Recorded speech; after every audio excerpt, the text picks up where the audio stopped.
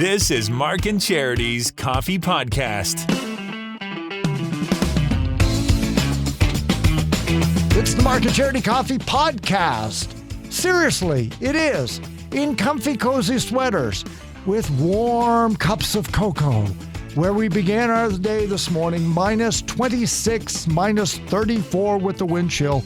Charity back on the podcast. It was minus 31, minus 39. What was it in Campbellford this morning? Something like that. Yeah, at 6 o'clock this morning. It was a little colder. It was unbearably cold. Coming up, it is Bell Let's Talk Day today, but we want to make sure that the rubber hits the road. What can we do here in the Quinte region to address those who want to talk? So, of course, we beat a path to Sandi Sidsworth's door at the Enrichment Centre for Mental Health. Also, what a great piece of audio from a grade 6 student at Harmony Public School on a motivational pat on the back to get us through what we hope is the home stretch of the COVID lockdowns. You want to talk about great insight from probably a 12-year-old. That's coming up in the podcast. And my gosh, is it ever good to hear your voice? Is it? Because I know it's not quite where it usually is. I know I sound still a little stuffy, but it's nice to be back for sure. Needed a couple of down days. We've had a bit of a rough go here the last 10 days, maybe. We'll say we've been isolating and I am happy to report my husband and kids are all back. My husband's back at work. My kids are back at school. Everybody's healthy.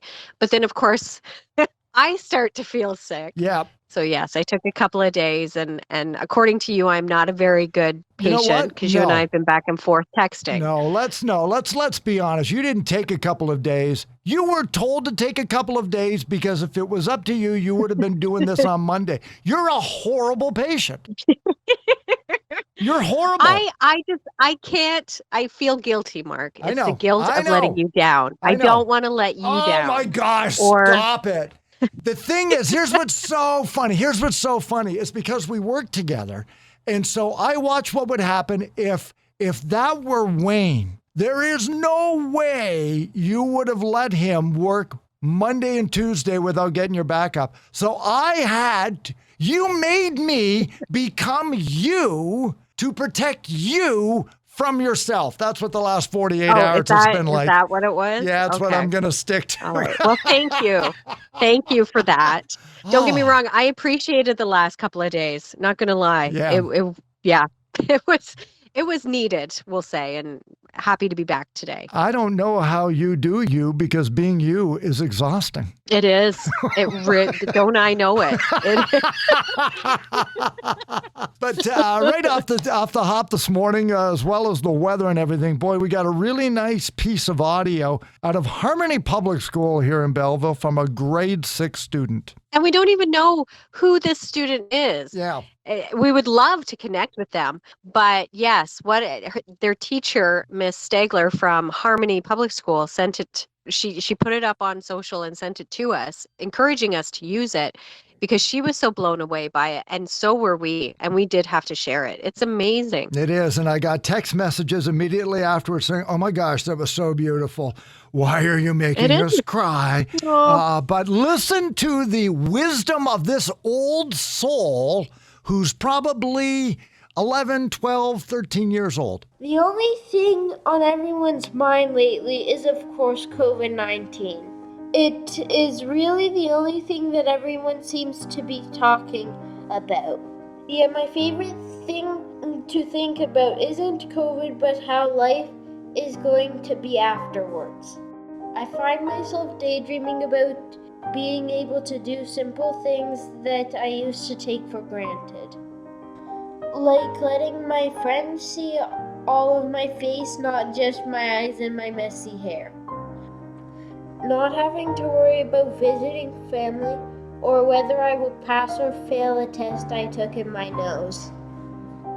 I don't have a crystal ball, but I believe we will get through this all together soon.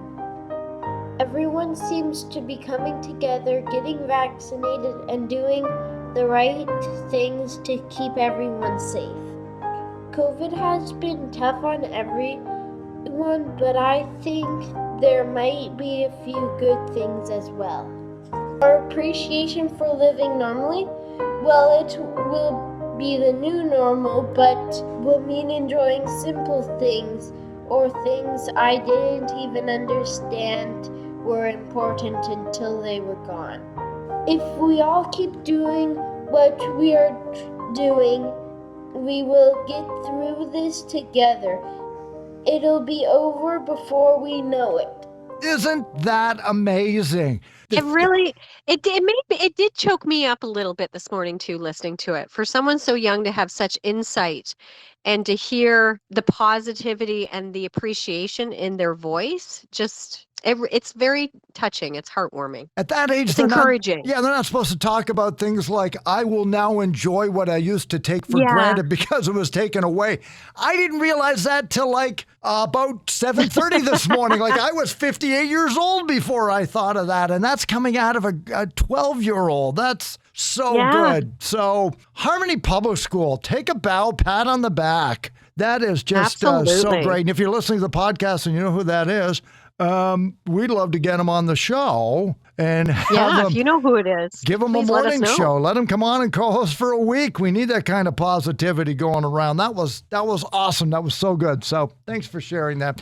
And today as well is Bell Let's Talk Day. The idea behind it, of course, is that social media, it raises much needed dollars for mental health initiatives around the world, primarily here in Canada, basically a nickel at a time for texts and tweets and views and the like. But we want to make sure that it does more than just talk and tweet, that we actually do get some help. So Charity, we chatted with our good friend Sandi Sidsworth this morning. You know, I think if anything, these last couple of years have taught us, and I know everybody's heard this rhetoric, so I'll be brief about it, is that we've all experienced loneliness, that fear, some of those things that can lead us into a very different path with our emotional well-being or our mental health.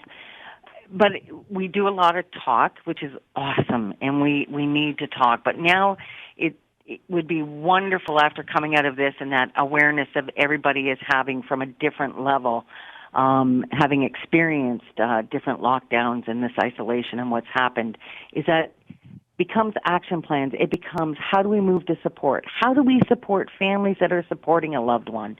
How are resources there to make sure that, you know, so many times when we're working with families and the energy that they're putting in to keep a well one safe, in fact, a loved one alive, their mental health suffers. And it becomes this horrific domino effect. And you're always you're always picking up pieces. If we're going to have these really awesome conversations about awareness, let's have some awareness of the fragility of the caretakers that are trying to help loved ones and trying to help their spouse, teacher trying to help students, workplace employers trying to help staff that they know are struggling. There's a broader conversation that leads to action items that can come from this day. And I don't think in the last couple of years the energy hasn't been there to do it because everybody's so fatigued from all of what's bombarding us. So I think today could be just a really nice beginning and more mindfulness, but really looking past about the individual conversation and who are the people hurting, trying to help a loved one, and how do we, kind of create a circle of care that takes everybody into consideration. And we tend to forget that. We're all busy talking, and that's wonderful. I will share with you, or I'd love to share with anyone, my mental health journey and my illness and my recovery. Not a problem. But there have been so many people in my life that have supported me, and I don't get to talk about them. My partner, my children, colleagues, friends, and they take that burden of care. So I don't know. I was thinking after you contacted me this morning, I didn't mean to lay this on you like that, but hopefully, I figure you guys know me, you know what you'll get. But I think, yes, absolutely. Please, let's talk, but let's take the talk to action, and let's look at the hurting people that love someone who's struggling and try and keep them upright and move that circle of care out from the one person to include just everybody that's touched. Well, and that's really what today is about, Sandy. It is about talking. So let's dive into that and look at the different levels and the different avenues that all fall under this topic. And the Enrichment Centre for Mental Health really does cover some of that. You do have all these resources available. So what can people learn, or what are they going to get when they come to you through the Enrichment Centre? Well, we're hoping for resiliency, and you have wonderful community partners that help with that acute crisis piece. And, addictions and mental health services, I can't say enough about them and how they approach that clinical piece. And, of course, children's mental health. And you also have Three Oaks and the Sexual Assault Center for other trauma that impacts of wellness. But for us, it's about resiliency. It's about having a place to really own how you want to move forward in your diagnosis, and whether it's dealing with anxiety and depression. So there's individual counseling, there's support groups, there's employment programs that are geared to the barriers around mental illness struggles. Of course, we have our transitional homes and that component for homelessness and aftercare. But right now, I don't even want to go down that road, because that'll be an hour conversation. Yeah. And we all know the struggle right now for shelter and housing, and it's just a bigger part of a dialogue that we collectively need to have. But so it is looking at what practical tools, how do we have you wear your diagnosis or your recovery in a way that you can manage it? And it's advocating at times. We still offer the suicide bereavement program. We're going to be moving into, hopefully, if everything moves forward around COVID, we know that a lot of families are struggling with the sudden loss of someone to opiates, and that's a broader support group we need to have a conversation on. We've just had Gift of the Heart program come in for 2 days a week for dental care for people that are struggling or are barriered that way. We're also meeting because we know that we have this beautiful space and we only utilize it X amount of times. How do we increase the availability for maybe extending offices to private therapists in practice that might want to come in and use this space? And so it's how do we make a more holistic approach to take that greater need? So that's where we're at. That's what we've got. Yeah. And plenty. Sandi Sidsworth of the Enrichment Centre, if we remove that stigma, and that's step one, right, to make that phone call, that's, are they 90% there when you say, at least I'm going to make that phone call? How can they get in touch with you? Absolutely. Best way is to call. We have a wonderful person that navigates all sorts of where people need to go in the organization, and they can call John at 613-969-8874, and that gets to John. It's always great talking with Sandi, and she brings forth a great message there to really keep in mind. It's not just those struggling with mental health, but the people around them who are trying to help them too, because they need help in order to help.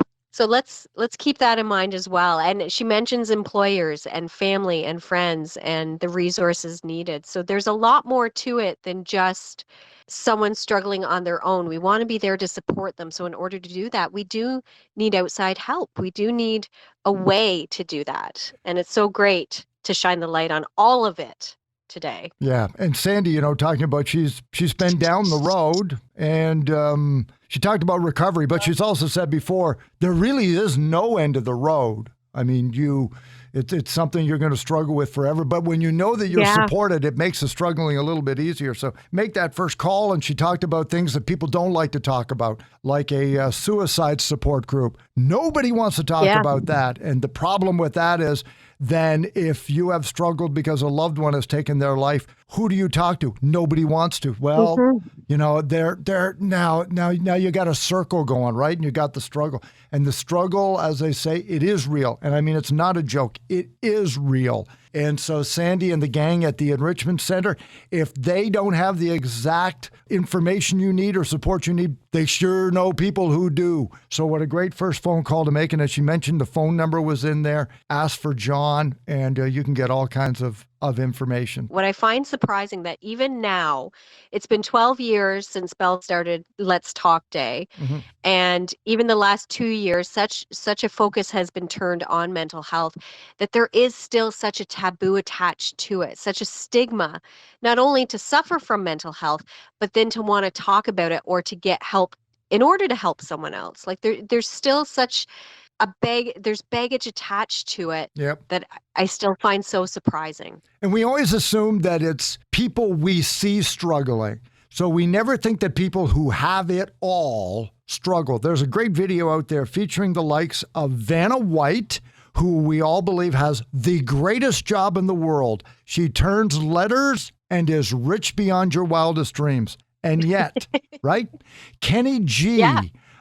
Josh Groban, voice of an angel, touched by God, struggles with mental health. Athletes, Michael Bublé's in the video, Alessia Cara's in the video. This notion that if I look at you, I can tell if you have mental health issues, but if you drive a nice car, you don't, is garbage. It's garbage. It is. So we need to get beyond that kind of stigma that we assume that, no, if you're wealthy, you're just having a bad day. No, mental health does not at all attach itself to a wallet or a bank account. Everybody who needs help deserves to be helped regardless of where they are in society, particularly if they are in a vulnerable situation, regardless of their financials. So another great point. So tomorrow when we get it going too, it's going to be a throwback Thursday for Burger Revolution. Don't forget our friends at your favorite restaurant. They've still got the Fresh Start Burger, the burger of the month for January. Beef or veggie, Swiss cheese, bacon, sautéed mushrooms on a salad with tomato, red onions, and honey truffle vinaigrette. You could buy one, but it'll last you a week. $13.99 for the burger, combo for $18.50. We went back 20 years. 20 years. Hard to imagine that these two artists not only have been around 20 years, that it can be 20 years, but how young, and that this was basically their first songs on the charts. Like it's funny when you think back and think, Pink, Get This Party Started. That's really when we were introduced to her. Yeah. And what she has done in the last 20 years, it's kind of like, oh yeah, I remember that. I remember hearing her for the first time. So I went with Pink's Get This Party Started. You went with a Canadian icon. Yeah, Avril Lavigne from Up the Highway. Complicated came out 20 years ago in 2002. And what a career she's had. So winning song coming up after the 8 o'clock news tomorrow morning. Do you want to hear Pink's Get This Party Started or Avril Lavigne with Complicated? It's the Mark and Charity Coffee Podcast for Wednesday, January the 26th. Stay warm. You'll find us on Spotify, Google Podcasts, Apple Podcasts, and linked right here off of our social media sites out of Belleville, Ontario, Canada. Join us tomorrow morning on 95.5 Hits FM and online at 955hitsfm.ca. Stay warm and have a great day.